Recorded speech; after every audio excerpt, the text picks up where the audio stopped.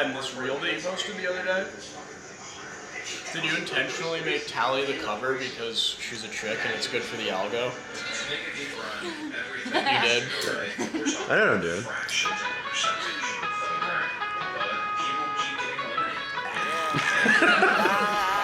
Day in the life.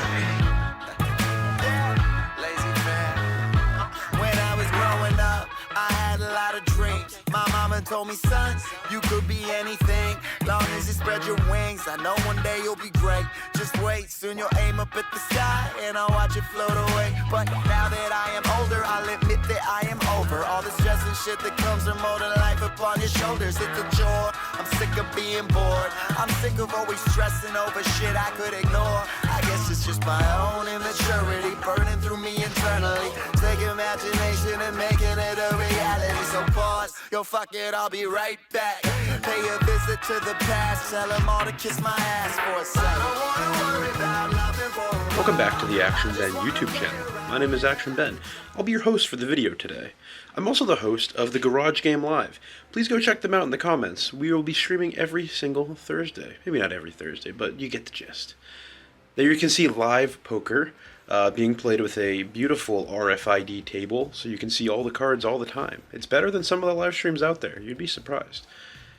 I'll be commentating most of the time, if not playing, and today I got to play for a bit. So you'll be seeing me play some hands of poker. Isn't that crazy? I haven't uploaded a video in a long time, and I'm not really used to the whole voiceover thing, so I'm going to try this little commentate with my face in it, too. I think that'll be fun. I've seen some people do it. I'm not the first. But anyways, there's lots of people that I just showed in the intro, and there's lots of pictures, and you're probably wondering, what are all these things? Well, since the last time I posted a YouTube video, I've made a lot of new friends, and I've done a lot of things, so those are just some of the things that I wanted to share.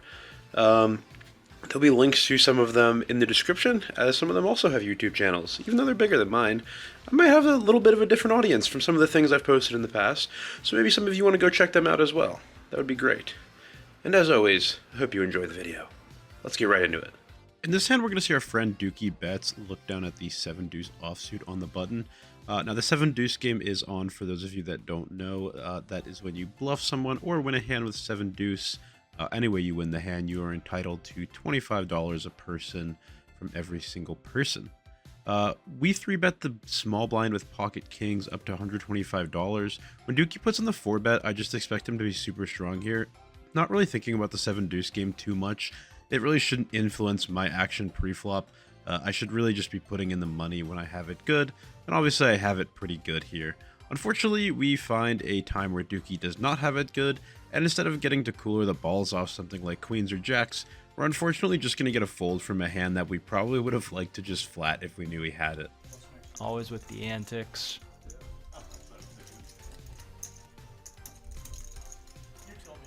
Ben gonna take this one down. Moving on to this next one, we see Ty Sneakers flat out of the under the gun position, and then we see Dookie go ahead and raise it up to about $105.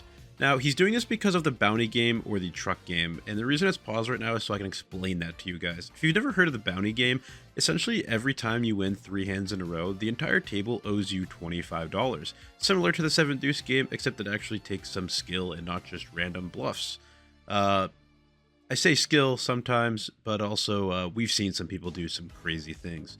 Now in this hand, he opts to go super huge because he has 2 trucks, which means one more truck in one more hand, and he will be gaining $25 on the entire table. Not only that, he will be getting $50 on the entire table if he gets another one.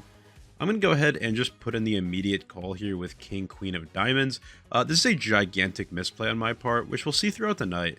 I could blame myself being tired or, you know, trying to play some table dynamics with the bounty games and the 7-deuce game, but in reality, I'm just not that great of a player, so sometimes I'm just going to make glaring mistakes.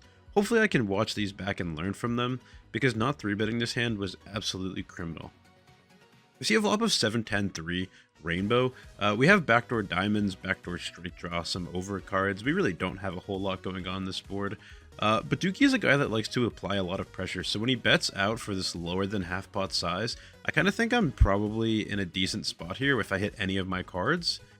We get the 4 of diamonds on the turn, which obviously improves our hand a lot. We now have a flush draw to go along with our 2 overcards. I think when I snap call the turn or the flop that quickly, Dookie knows that I have some sort of real hand here. He's sitting here with king high and a gut shot, and I think he knows that I'm kind of a sticky player, so bluffing me in this instance probably isn't his best idea out of position. He goes for the check, and I think with our robust equity at this point, I think it's fine to just begin betting here. If we miss, there's still a lot of hands we can get him off. Pretty much anything except a 10 or a 7, I think he'll be folding by the river. So we do that. We go for a half pot bet of $175. He's going to tank for a bit. We actually had a bit of a graphical error. So I actually had to endure about a minute-long tank while we fixed it, thinking he was going to jam it in my face the whole time. But fortunately, he does just end up folding. We pick up $200 in dead money, courtesy of our friend Dookie. I bet the chat is so happy. You know why they're happy? They don't have their own talk show. I didn't hear it. I love I that. being No. Nothing but love, dude. Nothing but love. Moving on to this next hand, I now have one truck, which is good for 1/3 of the bounty game. I open the +2 to $50, and we get cold called out of the hijack by Andrew. Obviously, Andrew never really has a super strong range when he's doing this, so I pretty much eliminate him from having anything super nutted. I'm mostly expecting him to have low pocket pairs, maybe some suited connectors, as I have seen him play some of those this night so far. Tyler's going to call out of the straddle, which I think also indicates a not super strong hand, and on a board of 10 deuce deuce, I'm pretty much thinking that I'm good here all of the time. I think they're going to have a lot of under pairs, maybe, and some hands that just will not want to call 3 streets. Obviously beat right now by those 9s, 8s, and 7s, but I think those hands are going to fold by the river if I just bet all 3 streets here.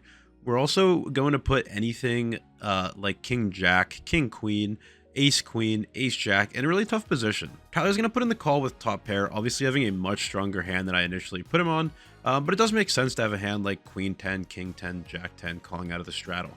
Fortunately for us, we get a card that's great for our range and great for us to barrel on. We get the Jack of Hearts.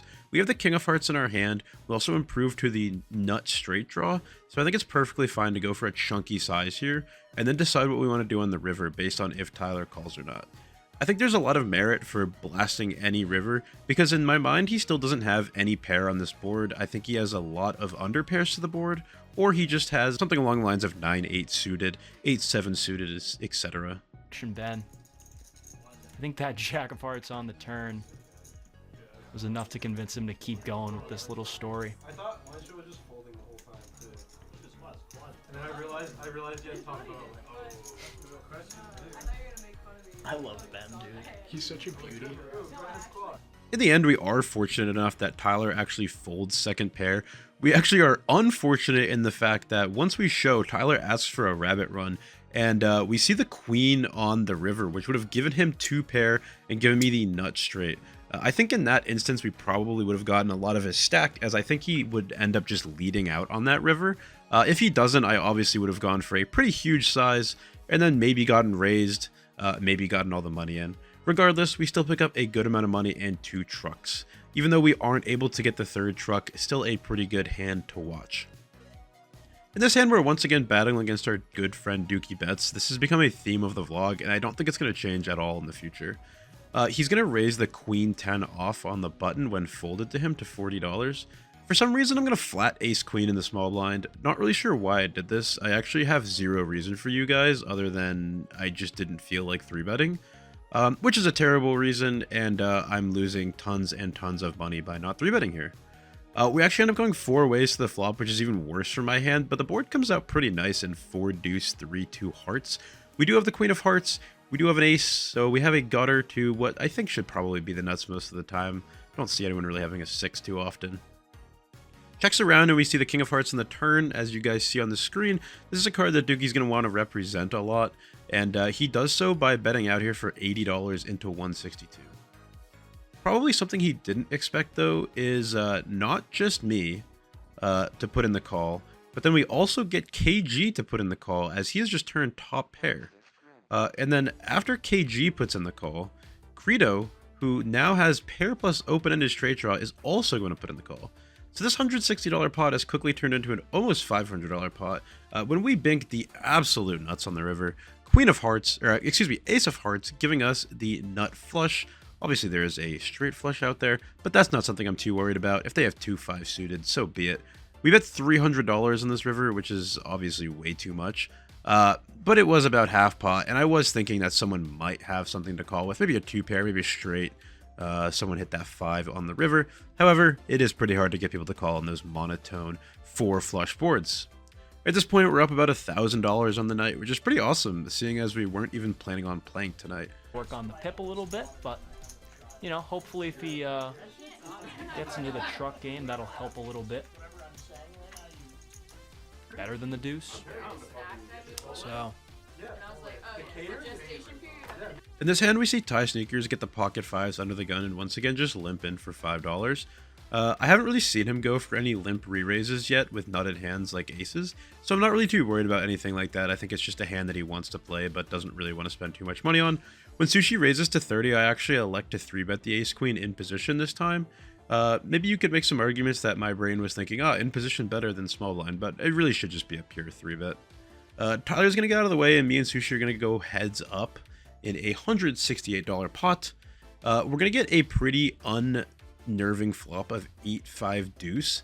Really nothing going on for me, and I don't think Sushi has much of this board. I have seen him get active with some weird hands tonight, so I don't super put it past him to have something here. I still go for the c-bet, as I think I should with my entire range when 3-betting in position. We also have the ace of hearts to go along with our hand, so we have some nice backdoors if it comes to that. There's also the obvious straight draw that we could hit of 3-4, but those backdoor hearts are probably going to be the most likely thing we find. Luckily, Sushi's just going to lay it down, as he actually had a worse hand than me, and my ace high was actually good at the time. With a truck here, we're going to see Dookie Bets raise it up to $20. He then immediately calls the clock on me, and I think about waiting the whole 60 seconds, but then I realize he might be an asshole, but I like everyone else at this table, so I just put in the call with the 5 deuce offsuit. We're going to see another call here from Tyler in the straddle for the extra 20 bucks, or the extra 15, excuse me, with the king 10-0, and we're going to go to flop with $60 in the middle and flop pretty much gin. We get 2, 3, 4, so we have bottom pair and an open-ended straight draw. Obviously, we want to just start betting in position here. We have a pretty nutted hand, and we want to get stacks in against any overpairs or backdoor flush draws that might come in. Yuki's going to pay us off with the queen jack. I'm not really sure what this guy's doing here with just queen high. He's really just looking for a backdoor pair draw, I guess. Oh, it's an ace. Ben is going to make a straight and quickly knuckle it back. 7 of diamonds on the river, trying to open the door for Dookie to make a play. Not going to fall for it.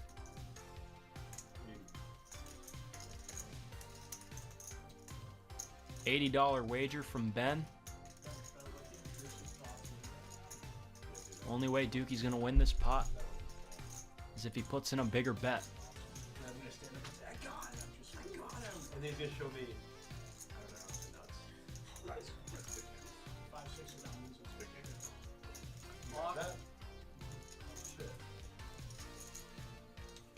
Takes a sip of his Miller Lite and throws it away. Action Ben. Gonna pick up his second truck. Beautiful baby beanie Ben. Quadruple B.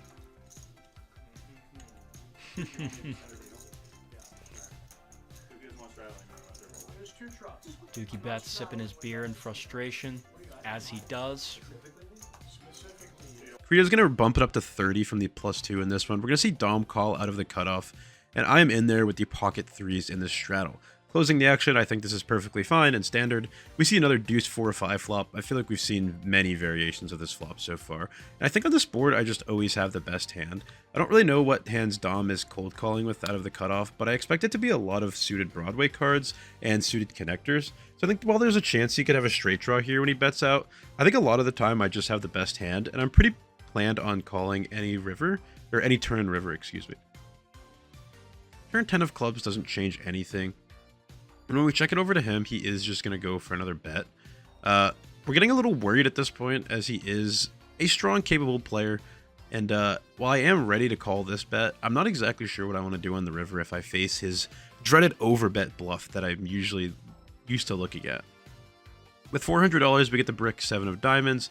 Nothing has changed about this board. I mean, 6-8 got there, but the straights were already there. The flushes missed, and there's really nothing too scary about this board.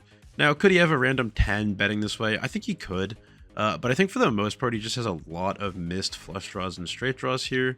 But as I'm thinking it over, I think Dom usually goes pretty big with his bluffs. I actually take out the $200 in chips to put in the call. But then I just keep thinking, why would he bet this small with a super nutted hand when I've called twice? I cold called out of the small blind, so this board obviously hits me pretty well, or out of the under the gun, excuse me, straddle. And since this board hits me pretty well, he shouldn't really be bluffing me that hard on this one. And obviously, as we can see, he's not. He has flopped a set and absolutely destroyed our overpair to his previous underpair. Nice hand, Dom. Moving into this hand, the graphics are a little bit messed up. Tally actually opened to $20. I haven't played a hand with Tally yet tonight. I'm feeling a little bit active. We're in the small blind with the 9-8 of diamonds, and we're going to 3-bet it up to $75. Tally and I have battled a lot in the past. So yeah, Tally bumped it up to 20 and the +1 with the ace-3. I 3-bet it up to 75 with the 9-8. We had some graphical errors, and then once those graphical errors have been fixed, we get an extremely favorable flop of Jack 8-7. So we have that pair plus open-ended. It goes check, check pretty quick. Out of position, I just want to check a lot of these super nutted hands and draws. We're going to bet out now for $50 in this turn when we hit the straight. Tally's just going to smile and know that I have a pretty nutted hand at this point. She can read me pretty well usually, and I'm not sure if I'm ever really going to get one by on her. Tally has folded trips when I have a boat to me like 5 times in the last month, and it's actually getting pretty ridiculous. Tally, please start paying me money. In this hand, we're going to see Sushi open up the ace-7 suited in the +2. This is what I talked about before. Sushi is not just always having nutted hands. He's not a super nit, guys. Come on. We're going to get in there with the Queen-9 off and battle. This was kind of an inside joke at this point, because the card reader had messed up a couple times, and people kept asking Kyle what I had, and he kept just saying Queen-9. So when I finally looked down at Queen-9, I thought, I just have to play this hand. We end up going 4 ways with some other silly hands that probably should have either 3-bet or fold. We see the see the top pair on the flop, and Sushi's just going to continue firing out for $75. Excuse me, $90. Such a bad commentator I am. Catch me on the Garage Game every Thursday. That $90 is obviously going to get called by me as I have top pair. I got some backdoor straight equity too with the 9. You know, I've got stuff going on. I'm not folding top pair. I'm a super fish. When the 7 of clubs rolls off on the turn, Sushi picks up some additional outs in the form of 2 more 7s. He's going to continue firing, and I initially thought he was going to overbet the pot for 500, so I'm a little excited to see when he only bets 250. I say only, but that is 3/4. It's a pretty chunky bet. I do think he's going to give up a lot of rivers if he misses any sort of draw, as he sometimes does. So I know I'm either going to face a check or an overbet on the river, and I'll have to decide when I want to do that with top pair. We get the brickiest of all brick rivers, pairs the board. We're now chopping with some other queens, like Queen 10, I suppose, a Queen 8. I don't know if Sushi would ever have those hands, but it is some additional safety. I'm just about done with this hand, though, and I flip over my hand immediately. Beating his ace-7, his missed flush draw, and we're going to get Dookie to show the cameras the good old Queen 9, because that's what I've had all night. They just keep saying I have Queen 9. Little battle of the commentators. Dookie bets. Shows the crowd the cue. Moving on to my favorite hand of the night. We're sitting in the straddle with a hand that you'll see in a second. I don't want to spoil too much just yet. KG's going to call 10 deuce under the gun. He is +1, but there was a double straddle. When he does this, I get a little worried just because he did this with aces before where he limp re-raised. But I think I'm a man, and I have 7 deuce, as you can now see. I'm going to bump up the action to $60 when it folds to me. The issue with being a man here is that KG is also a man. And with KG being a man, he's going to reach for raising chips. Once I see this, I've already decided in my mind that I'm going to 4-bet him with the 7 deuce, and then immediately give up if he calls or raises or anything else happens. So when he makes it 160, I just reach for raising chips and put out a little bit under a min click. I believe I made it 350. Good thing he snapped folded, because we had the worst hand in poker, and we were going to pick up $25 ahead from everybody else at the table. which is awesome. Gotta cough it up for Ben. Ben, wow, finding the 4-bet. If I'm not mistaken. Unbelievable. This is the hand I was talking about before. We're going to see Andrew call in the +1 with the 7-5 suited. Tally's going to bump up the action to $50 in the cutoff with the Jack-8 suited. And for some reason, we once again have a hand we could 3-bet. And are once again just going to call out of the straddle. I think this would be an amazing spot to squeeze, especially with 10s. If you flop any sort of overpair, you're going to have a great time navigating such an easy board. And just as we do flop an overpair. Andrew's going to flop a pair and a gutter. Tally is going to flop a pair, top pair, in the backdoor flush draw, and she's going to lead out here. This makes a lot of sense. I think Tally's going to be continuing on a lot of boards. I don't really want to scare off her bluffs like ace high right now, so I do elect for the just call. You can see my face gets a little worried when Andrew also elects to call, but I think anything super nutted would be raising at this point, scared of anything in the backdoor sense. We see the 3 of spades in the turn, and it checks all the way around. At this point, I'm really not putting anyone on a spade draw, so I think if another spade came, I would have actually been pretty okay with it. 9 of hearts in the river bricks out everybody, and I actually am sitting here with the best hand. With $330 in the middle, I'm going to like to go for a little bit of a value bet here. Not too big, just going about 180. It's about half pot, maybe a little bit bigger than half pot. I think this is a pretty good size to get called by a 9. Don't really expect Tally to have many 8x here. She does, actually. I think this also might get called by something like ace-5 or ace-4 suited. Just not believing me when I flat out of the small blind for having a super strong hand. I think Tally also has some merit to raising here, but just so you know, Tally, I would absolutely snap you off with this hand. We end up getting the fold through and going to pick up another one with 10s. And once again, Dookie Bets, our good friend, is going to show the cameras my hand. Little thumbs up from Ben.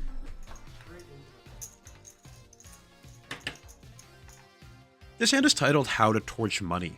If you watched the highlight video from the Garage Game Live, you saw this hand already because it was one of the bigger ones of the night. Just due to my stupidity. Credo's going to open the +2 with the ace-8 suited, and I, with a truck, think, you know what? I think it's time to attack these dead money callers and just go for a huge 3-bet here. It is noted that I would do this with hands like aces, kings, queens, etc. Unfortunately, right now we're doing it with a hand like 8-deuce offsuit. Maybe next time when I do this, I'll have aces. That's just my hope, right? Everyone else is going to get out of the way, except for the man who just told us he was tilted and doesn't want to fold. So probably just not a good time for me to bluff. And unless I brick this board, or unless I smash the board, I probably should not be doing anything other than checking here. Unfortunately, that's not what I do, and a lot of the times I will check an ace out of position, so it might sort of be a tell when I go for a half pot size bet of $250 here. Excuse me, 175. I really thought I bet 250 there, guys. I really should write scripts for these things or something. Anyways, Credo's going to make the call, obviously not going anywhere just yet with top pair, and unfortunately my 8 is not even a clean out, which I think if I hit an 8, I probably would be blasting. 7 of hearts on the turn, not going to help us at all unless he perceives us to have 7-deuce. But once again, I just don't ever think he's folding on this ace. Unfortunately, I don't have a bigger ace to cooler him. I really wish I did, because when I bet 375 on the turn, I figure no 8 or deuce on the river, I am giving up. Obviously, we are not going to find the 8 or deuce in the river. As I already explained, this hand was me torching money. We're going to check it over to him. He thought I had 7-deuce for a second and is going to show me the ace as expected. Nice hand, Credo. I am not going to try to get you off an ace again. Silly me. In this hand, we're going to do something a little bit silly again. Dookie's going to open the +2 to $200 with 2 trucks. I'm just going to snap call him and stare into his soul with pocket kings. I probably could just raise really big here because he's opening really wide. But I like to have some fun with my friends sometimes. And I expect to just be completely dominating him. On any non-ace high board, I just want to put some money in. He's looking over at my stack size, asking me how much I had. At this point, I'm really just hoping he hits any part of this board because he's never expecting me to have this strong of a hand when I cold call. Fortunately, or unfortunately, he does not connect. Fortunately, he doesn't hit an ace.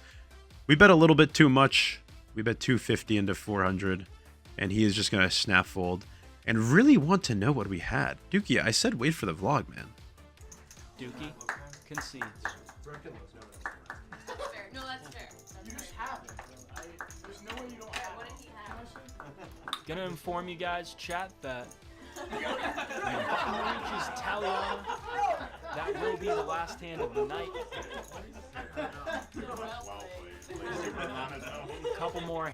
Unfortunately, that is the last hand of the night that we played. I had an amazing time playing on the Garage Game, and everything you guys need to do to follow them will be in the description below, as well as all my friends that I've mentioned in this video. If you have anything else that you'd like to add, please comment it down below. Please tell me every street that I played wrong in every single hand of this video. I'd love to hear it. I will also be commentating for the most part on the Garage Game going forward. I'll play here and there, but my main duty is going to be commentating. Think of me a little bit like a Skull mic. Like, I can get in there and play, but I'd rather be on the mic. It's a lot of fun. Anyways, that is going to be all for me today. I hope you guys enjoyed this video. This was kind of a long one. So if you have made it to the end, drop a comment that just says Sour Patch Kids, and if there's like at least 10 people that did that, I'll give someone 20 bucks. It seems pretty fair, right? I don't have a sponsor for this video, but do check out the Left Pocket Bankroll app. The guy that makes that's pretty cool. He's a good friend. And if anyone wants to sponsor me, I post a lot on Instagram, so go check me out there. And that's about it. That's all I've got for you guys today. Let's turn some sand into gold. No, I can't take that. I am going to be making another vlog pretty soon, though. Me and a bunch of my friends that I've highlighted in this video are going to Turning Stone this weekend. So we're going to be playing in the WSOP circuit event, the mini main. Hopefully, we should have some fun up there. I don't think we're allowed to film, but I'm probably just going to make like a fun type of like vlog of us driving and going and having a good time for the weekend. So it should be a good time. I think I've probably said that 15 times this video, but that's okay. I'll also be coming out with new vlogs anytime I play on the stream. Not really sure how many times that will be, but we will see in the future, won't we? That's all I got. Thank you guys so much for watching. My name is Action Ben. Peace out.